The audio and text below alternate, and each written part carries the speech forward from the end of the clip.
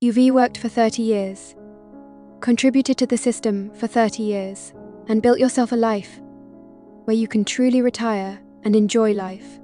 Now, you're considering going to Portugal, Mexico, or Thailand, a place where there are more than 2 sunny days in a year, a place where your money can actually buy you a life, rather than just paying rent.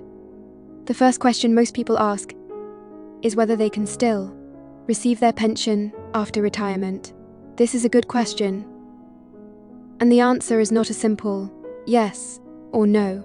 It depends on where you are going, what kind of pension you are entitled to, who you paid premiums for over the past 3 decades, and whether the government that owes you money has any arrangements with the country you are about to visit. If you get it wrong, your pension may not increase for 15 years, and this is not hypothetical. By 2026, about 450,000 British retirees will face this situation. Thousands of Americans are also quietly heading towards their own similar predicaments. Therefore, this video covers all the basics: US Social Security abroad, UK state pension, pension freeze trap, double taxation, countries with better pension income treatment, and specific steps you need to take before boarding. The information in the next 20 minutes could actually save you tens of thousands of dollars or pounds during your retirement. When people start to delve into this issue, the only unpleasant fact that shocks them the most is that your pension does not automatically follow you. Unlike those streaming subscription services, where you can log in from anywhere, and it just works. The government pension system was established in the 20th century and was designed from the very beginning for people who were born and died in the same country.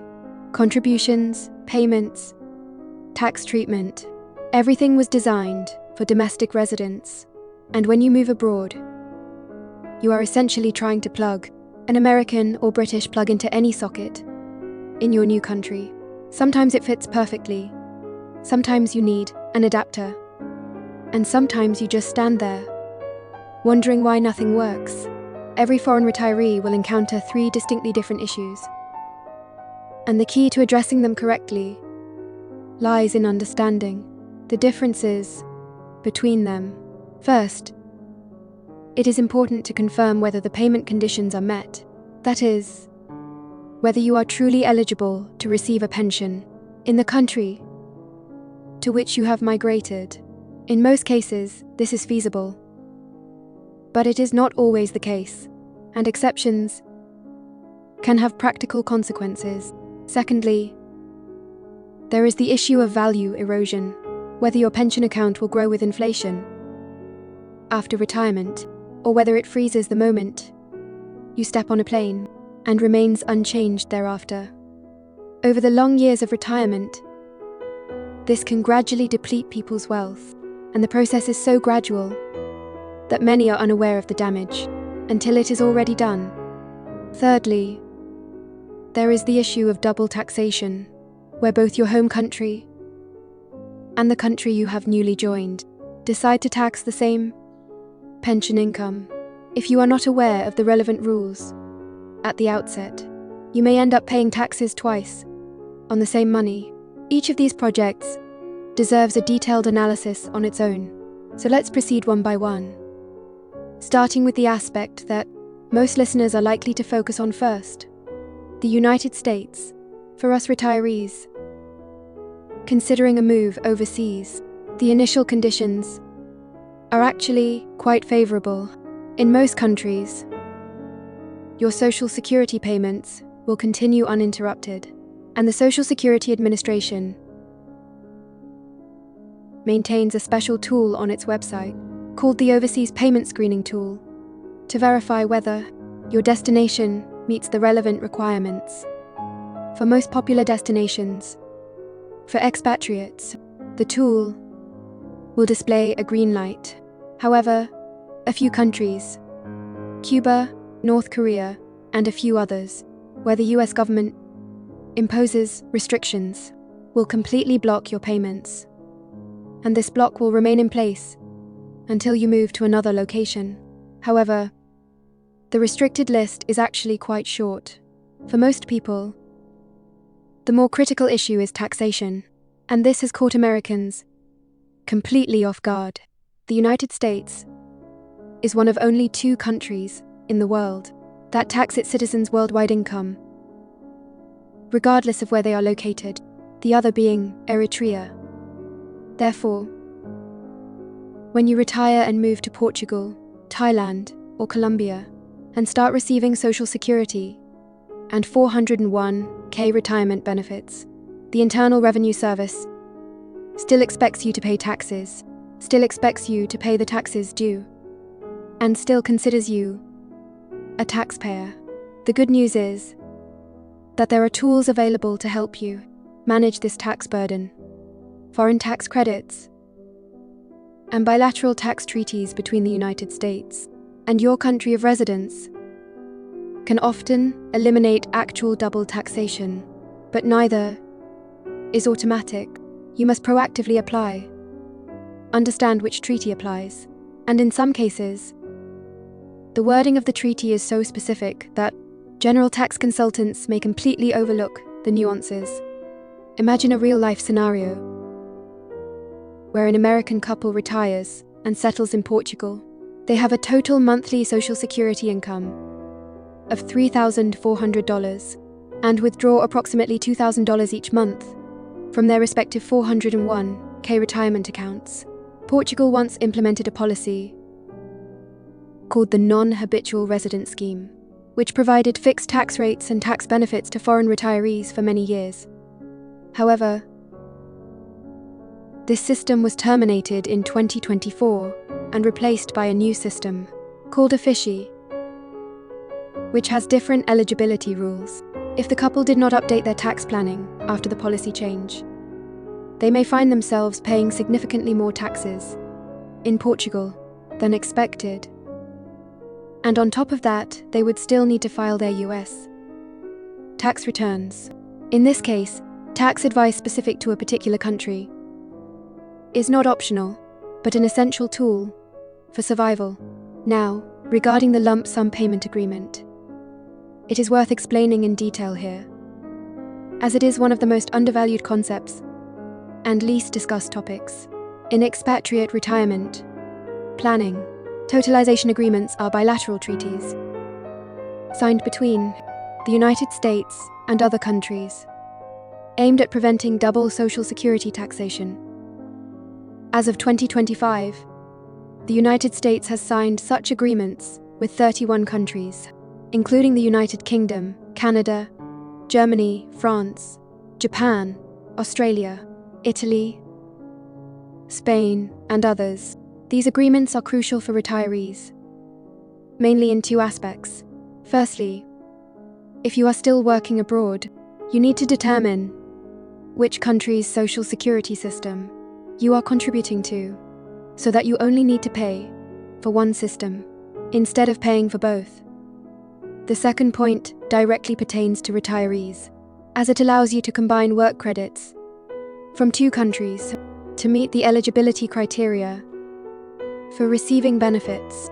For those whose careers span 2 countries and who may not meet the eligibility threshold under either country's system, alone, combining credits based on the general agreement can help you meet the criteria.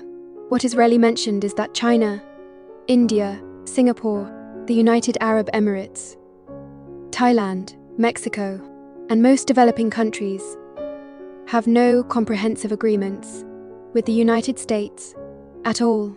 Thailand alone now attracts more foreign retirees than almost any other country in the world. And there is no formal bilateral framework between the 2 countries. Absolutely none. Without this protection, you still have to bear your own tax obligations in the United States.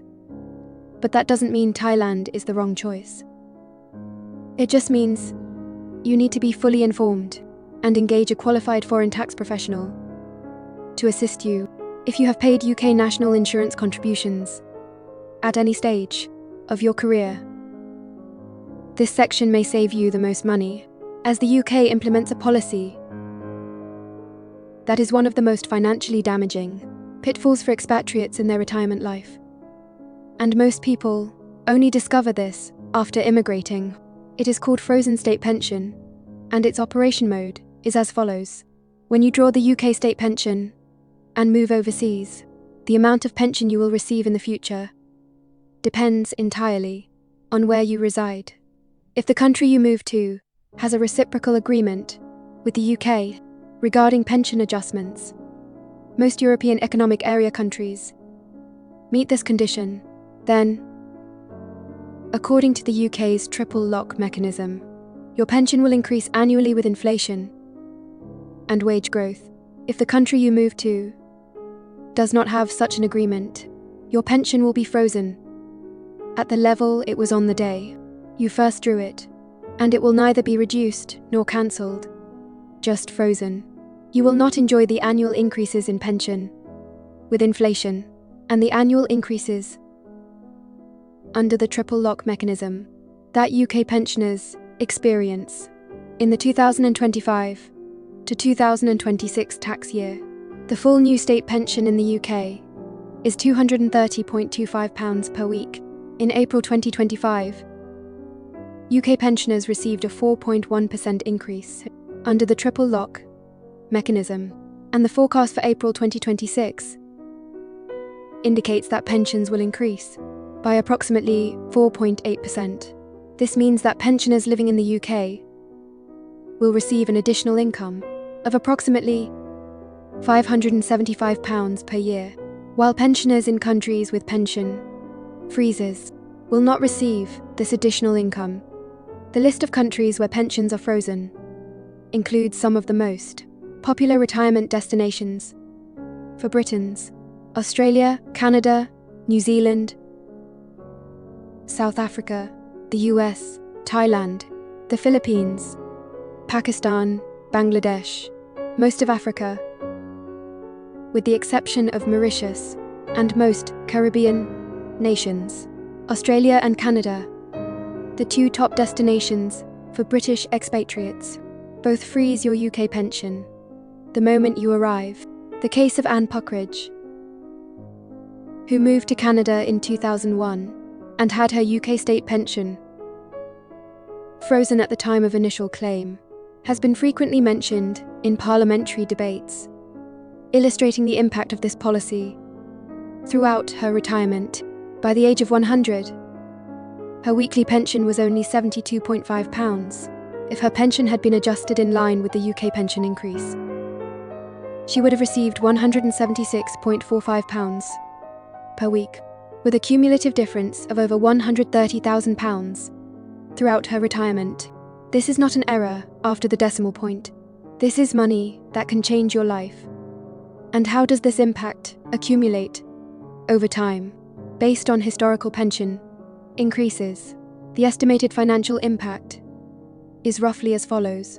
After residing in a country with a pension freeze for 10 years, the cumulative difference between an increased pension and a frozen pension has exceeded £75,000.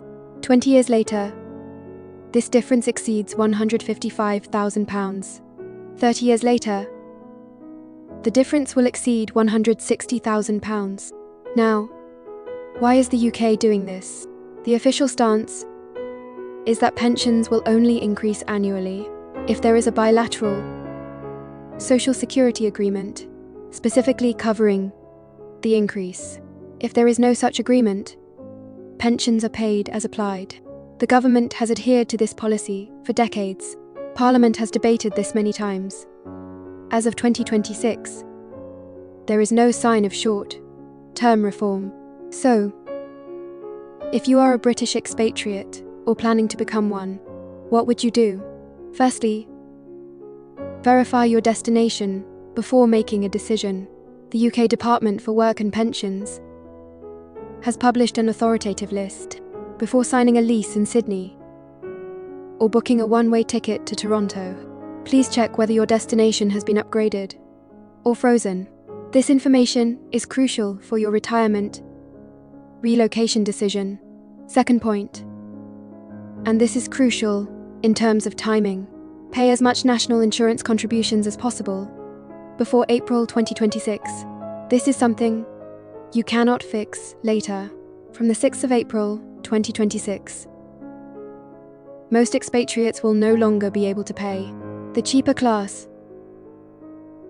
2 voluntary national insurance contributions for periods spent overseas.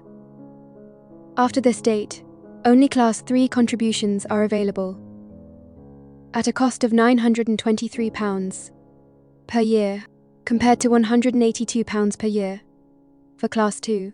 This represents a 5-fold increase in cost to top up your state pension. For every additional qualifying year you contribute, your state pension can be increased by up to £340 per year. If you live for an additional 20 years after retirement, just 1 year of Class 2 contributions at £182 can generate an extra £6,800 in lifetime income. This is an extraordinary return on investment, but the window of opportunity is closing. Now, let's talk about the headache issue for every foreign retiree: double taxation. The basic nightmare scenario goes like this. Your home country thinks your pension is taxable income, and your new country of residence also thinks your pension is taxable income. Suddenly, you have to write 2 checks with the same money.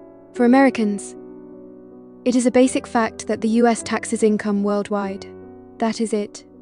No matter how long you've lived in Mexico, 20 years, you still have to file a US tax return. The foreign earned income exclusion, however, provides relief, but there is a crucial nuance. The foreign earned income exclusion applies to earned income, not pension or retirement income. Social Security, 401k distributions, individual retirement account, withdrawals. None of that is covered by the foreign earned income exclusion. In terms of pensions and retirement income, foreign tax credits can indeed be beneficial if you have already paid taxes on your pension income in your country of residence. You can usually claim a credit against the US taxable amount for the foreign taxes you have paid. In many cases, this almost completely eliminates double taxation. However, the specific way of operation is crucial, including correct treaty wording, correct form completion, and correct handling of different income streams. For British expatriates, double taxation agreements determine which country has the priority to tax. The UK has comprehensive tax treaties with most major expatriate destinations. According to typical treaty arrangements, if you are a UK resident, receive a UK pension, and move to Spain, the treaty will determine whether your pension is primarily taxed in Spain or primarily taxed in the UK. In many cases, UK government pensions, including civil service pensions, are taxed only in the UK, even if you reside abroad. However, the taxation methods for private pensions and state pensions may differ. Now, I want to tell you straight away, no YouTube video, including this one, can replace personalized cross-border tax advice. What I can do is to ensure that you know the right questions to ask and the pitfalls to avoid. Before moving overseas, there are 3 things you must understand. What tax treaty exists between your home country and your destination country, whether that treaty covers your specific type of pension income, and what reporting obligations you have in each country. It is important to clarify the answers to these 3 questions before moving, rather than finding out afterwards. You've understood the risks. Now let's talk about the opportunities. Because for those overseas retirees who have done sufficient research, there are indeed some very good options. Let's start with Panama. It has long been one of the top retirement destinations in the world, and for good reason. Income from foreign sources, including our social security, pensions, and investment income, is completely exempt from income tax. In Panama, the country's pension visa program requires only $1,000 a month in pension income to qualify and includes a range of discounts on healthcare, restaurants, hotels, and utilities. The cost of living in cities, such as Bokeh or even Panama City, is a fraction of what it is in most US or UK cities, and Panama uses the US dollar, so there is no currency risk for us retirees. Portugal, despite changes to the non-habitual resident tax, remains one of the most popular immigration destinations in Europe. The new non-habitual resident tax regime still offers structural tax benefits for eligible retirees, while Portugal's SD7 passive income visa is also highly convenient for retirees relying on pension income. Portugal boasts excellent healthcare, rich cultural heritage, and a significantly lower cost of living compared to France, Germany, or the UK. Costa Rica offers another structure for tax exemption on foreign income. Pension income from abroad is exempt from Costa Rica's income tax. Holders of a pensionado visa are required to have a monthly pension income of $1,000. The country boasts a well-developed expatriate community and excellent private medical services. Mexico is attractive. The income requirement for a temporary resident visa has been rising. It is currently about $4,400 a month, but the amount varies, and Mexico does have a tax treaty with the United States. Many American retirees who live in places like San Miguel de Allende, Puerto Vallarta, or Riviera Maya find that their purchasing power is much higher than at home. For British expatriates, countries in the European Economic Area, Spain, Portugal, France, Italy, Greece, are where your national pension continues to rise every year. After Brexit, Britain maintained an upward adjustment agreement with the countries of the European Economic Area, so this advantage has been retained. Spain's non-profit visas are popular among British retirees, while Greece's fixed tax rate of 7% on foreign pension income for eligible retirees makes it particularly attractive to high-income pensioners. Thailand remains attractive to expatriates from the United States and Britain, mainly because of its low cost of living, pleasant climate, and high quality of life. However, as we discussed, Thailand does not have a comprehensive tax treaty with the United States, and British pensions are frozen in Thailand. While this is still feasible from a financial point of view, it is because of lower costs, not tax incentives. Since your pension isn't growing, you need to make your pension work harder. Let's dig deeper. I want to give you a concrete framework for action, not vague advice, but specific things you need to do. First, verify your eligibility for a pension in the country of destination. For Americans, use the Social Security Agency's Overseas Payment Screening Tool at SSA.gov. For British citizens, check out the list provided by the Department of Work and Pensions on Gov.uk. Completing this step is crucial before deciding to go somewhere. Second, check whether the destination country has a tax consolidation agreement or tax treaty with the home country. Both the Social Security Agency and the Internal Revenue Service maintain the latest list. For foreigners in the UK, the HM Tax and Customs Treaty database covers this. This will tell you the basic legal framework. Third, for British nationals, collate your national insurance records by April 2026. This is the most time-critical item on the list. Check Gov.uk for your state pension forecast and identify any shortfalls. If you can make your Class 2 contributions, do it now. The deadline is the 6th of April, 2026. Fourth, find a cross-border tax expert, not a generalist. The income gap between a general accountant and a tax advisor who specializes in foreign tax work can be as high as tens of thousands of dollars or pounds after retirement. The rules are specific, the treaty is specific, and errors cannot be corrected by submitting amendments at a real cost, in real time. Fifth, if your destination is a country where pensions are frozen, you need to design a pension replenishment strategy. This means having private pension income, investment income, or both, that can grow and adjust independently of your country's pension, in line with inflation. If Britain's current state pension of £230 a week is constrained by an average annual inflation rate of 3.5% over 20 years, its real purchasing power may be halved. 6. Understand your bank and payment process.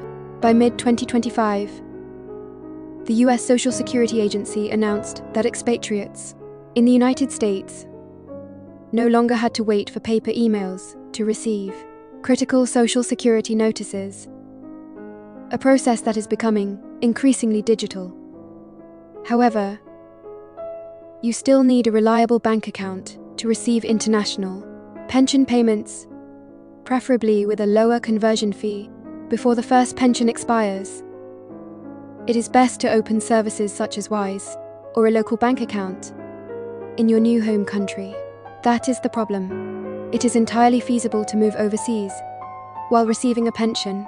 Thousands of people are doing so, relying on retirement income to enjoy a better life abroad, a more pleasant climate, a lower cost of living, and a better quality of daily life.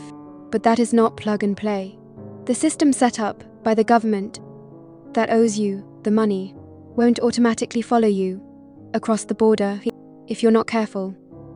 Pension freezes, tax traps, treaty loopholes, and contribution deadlines will silently cost you life-changing money. Winners are no accident. They are the people who put in the effort.